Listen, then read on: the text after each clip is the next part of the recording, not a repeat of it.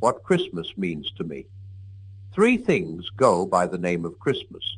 One is a religious festival. This is important and obligatory for Christians, but as it can be of no interest to anyone else, I shall naturally say no more about it here. The second, it has complex historical connections with the first, but we needn't go into them, is a popular holiday, an occasion for merrymaking and hospitality. If it were my business to have a view on this, I should say that I much approve of merrymaking. But what I approve of much more is everybody minding his own business. I see no reason why I should volunteer views as to how other people should spend their own money, in their own leisure, among their own friends. It is highly probable that they want my advice on such matters, as little as I want theirs. But the third thing, called Christmas, is, unfortunately, everyone's business. I mean, of course, the commercial record, the interchange of presents, was a very small ingredient in the older English festivity.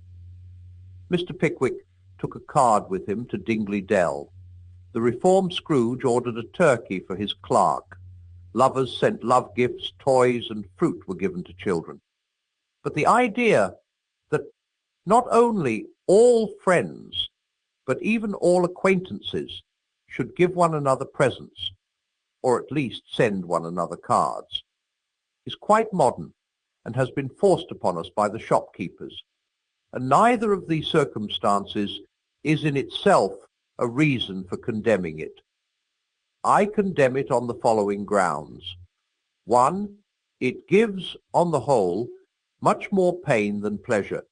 You have only to stay over Christmas with a family who seriously try to keep it in its third or commercial aspect in order to see that the thing is a nightmare.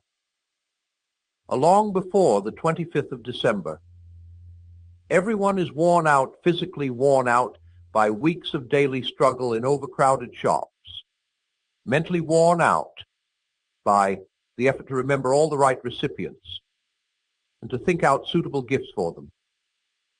They are in no trim for merrymaking, much less, if they should want to take part in a religious act. They look far more as if there had been a long illness in the house at all. Most of it is involuntary. The modern rule is that anyone can force you to give him a present by sending you a quite unprovoked present of his own.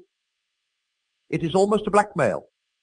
Who has not heard the wail of despair and indeed of resentment when at the last moment, just as everyone hoped that the nuisance was over for one more year, the unwanted gift from Mrs. Busy, whom we hardly remember, flops unwelcome through the letterbox and back to the dreadful shops. One of us has to go. Three things are given as presents which no mortal ever bought for himself. Gaudy and useless gadgets, novelties, because no one was powerful enough to make their light before. Have we really no better use for materials and for human skill and time than to spend them on all this rubbish? For the nuisance. For after all, during the racket, we still have all our ordinary and necessary shopping to do, and the racket troubles the labor of it. We are told that the whole dreary business must go on because it is good for trade. It is, in fact, merely one annual symptom of that lunatic condition of our country, and indeed of the world in which everyone lives, by persuading everyone else to buy things.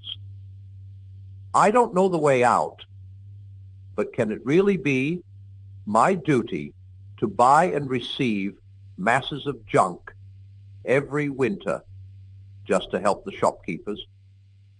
If the worst comes to the worst, I'd sooner give them money for nothing and write it off as a charity for nothing.